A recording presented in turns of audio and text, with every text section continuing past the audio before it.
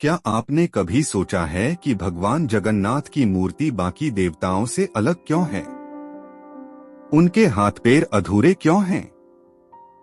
इसके पीछे एक रहस्यमयी कथा छिपी है जो भक्ति, प्रेम और चमत्कार से भरी हुई है। यह कहानी आपको चौंका देगी और आपके मन में भगवान जगन्नाथ के प्रति असीम श्रद्धा जगा देगी।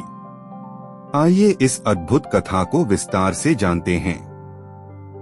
बहुत समय पहले इंद्रद्युम्न नामक एक महान राजा हुआ करते थे। वे भगवान विष्णु के अनन्य भक्त थे और हर समय उनकी आराधना में लीन रहते थे। एक दिन उन्होंने एक दिव्य मूर्ति के बारे में सुना, नीलमाधव।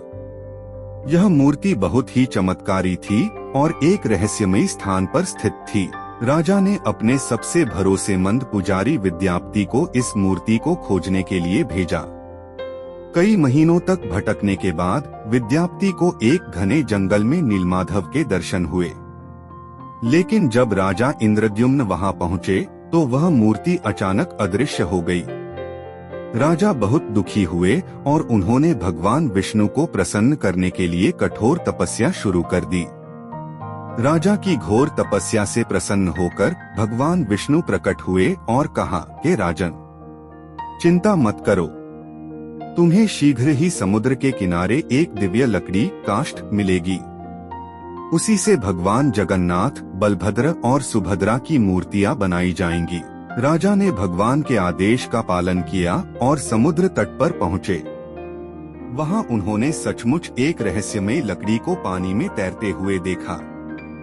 यह कोई साधारण लकड़ी नहीं थी, बल्कि भगवान की कृपा से प्रकट हुआ एक दिव्य काष्ठ था। अब सवाल यह था कि इस लकड़ी से मूर्तियां तराशेगा कौन? उसी समय एक वृद्ध बढ़ी शिल्पकार राजा के पास आया। उसने कहा, मैं इन मूर्तियों को बना सकता हूँ, लेकिन एक शर्त है, जब तक मूर्तियां पूरी न हो जाएं, कोई भी मुझे नहीं देखेगा। यदि कोई भीतर आया तो मैं तुरंत काम छोड़ दूंगा।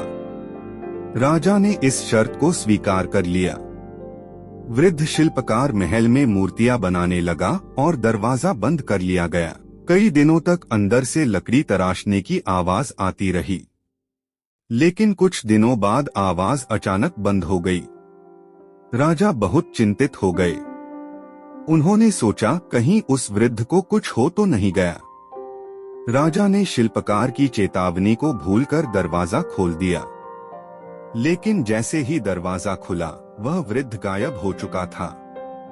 राजा ने देखा कि मूर्तियां अधूरी पड़ी थीं। भगवान जगन्नाथ, बलभद्र और सुभद्रा के हाथ पैर पूर्ण रूप से नहीं बने थे। तभी आकाशवाणी हुई, हे राजन, यह कोई साधारण बढ़ई नहीं, बल्कि स्वयं भगवान विश्वकर्मा थे। जो हुआ वह भगवान की इच्छा थी। इन मूर्तियों को ऐसे ही प्रतिष्ठित करो, यही मेरा दिव्य रूप है। राजा को अब समझ आ गया कि यह भगवान की लीला थी। उन्होंने मूर्तियों को वैसे ही प्रतिष्ठित किया और एक भव्य मंदिर का निर्माण करवाया।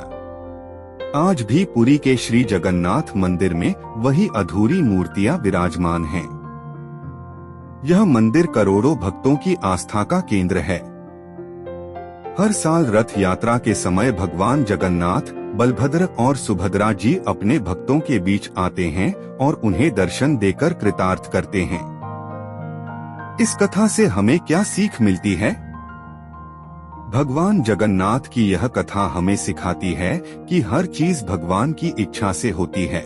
उनके रहस्य अनंत हैं, लेकिन उनके भक्तों को हमेशा उनका आशीर्वाद प्राप्त होता है।